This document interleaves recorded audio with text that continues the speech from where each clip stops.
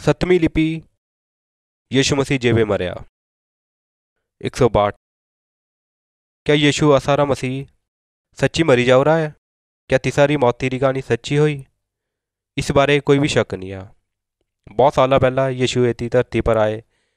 एक यशा नाओ रे धर्मी आदमियों ने तिनारे बारे च ये कहा कि यीशु ने अपनी कब्र दुष्टा सत्य बनाओ रही है। जे भी कि तुसा जो पता है कि यीशु आदमी आरे हथों ही मरया, फिर भी उन्हें जो भेजने रा परमात्मा रा कुछ प्रयोजन था। से धरती पर लोगों रे पापा री कीमत जो चुकाना आया कि जेड़े लोग उस पर भरोसा करोए और अपने पापा ते भी फिरोए से अपने पापा री कीमत नहीं चुकाओगे। परमात्मा बोलो कि तेबो तो कोई भी छुटकारा नहीं आया, जेबो तो कोई पाप असारी जगह पर नहीं मरोआ। इसी करके असारी कीमत चुकाई जा चुकी है। असा ने पाप थे करो रहे, इस करके असे ये कर्ज नहीं चुकाई सकते। सिर्फ मसीह ही एक एड़ा है जिन्हें कोई पाप नहीं करो रहा है। से ही एक एड़ा रास्ता है जो इसकी कीमत चुकाई सको।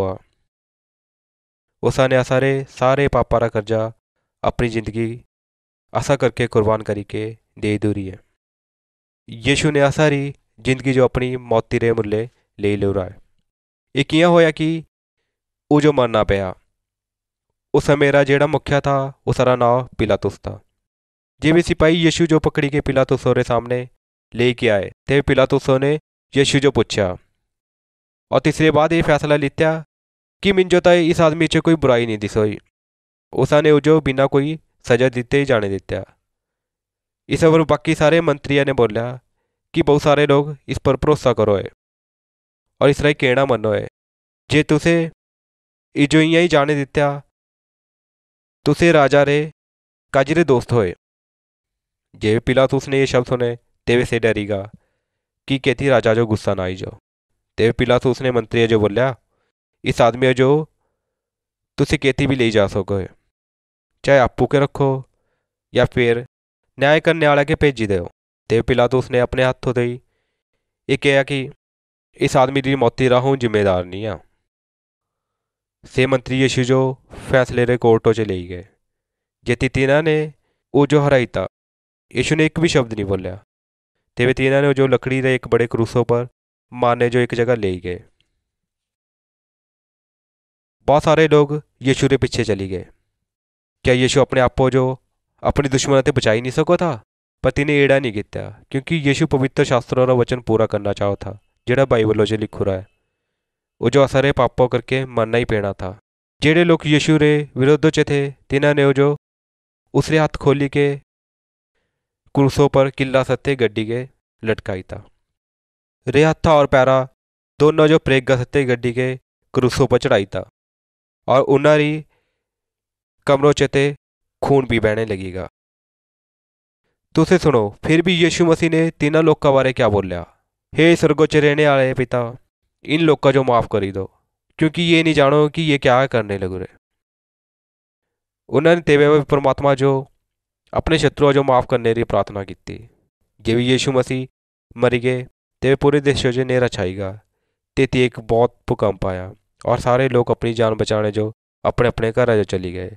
तीनों जो बथेरे लोगों ने देखा यीशु मसीह रे दुश्मनों ने सोचा कि तिन्हों ने यीशु जो मारी के जीत पाई ली है क्योंकि से भी मरी जाओ रहा है।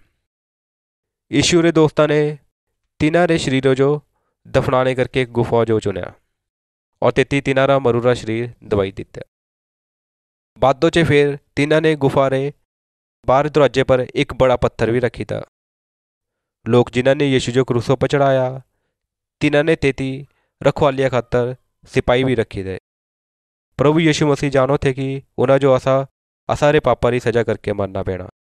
उन्होंने बोलिया कि मिंजो जीवन देने की भी शक्ति है ही और लेने की शक्ति भी है ही। यीशु कभी भी नहीं मरी सकते।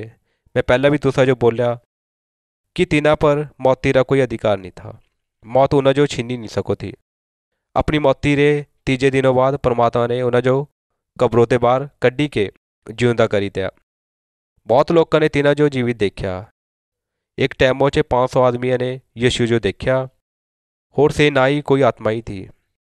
जे भी यीशु दूजी बार जीवेगा यीशु इति धरती पर 40 दिनों तक अपने चेले सत्ते रहा। तिन्हां ने अपने चेले सत्ते रोटी खाई और गलबात भी की और अपने चेले जो ये हुक्म भी दिता कि जाओ हर सारी जगह ये गल दसी दो कि तुसें क्या देखा और सबने जो दसो कि ये वे अपने पापा ते फिरी जाओ।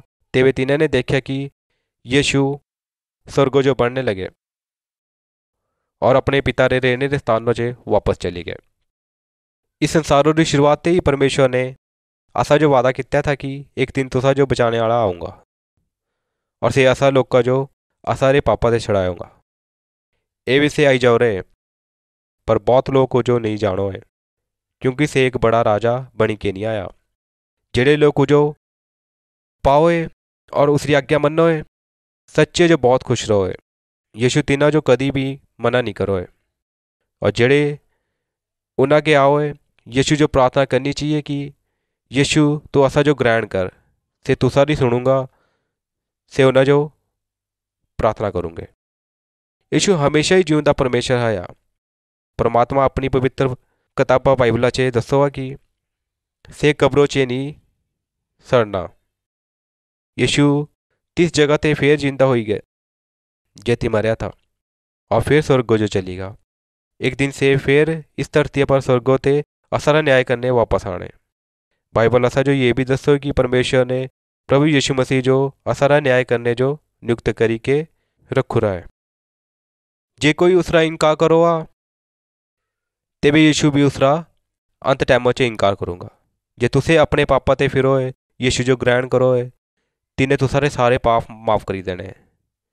जे मरने से तुसा जो अपने सत्ते सदा करके ले जाने जो वापस आना।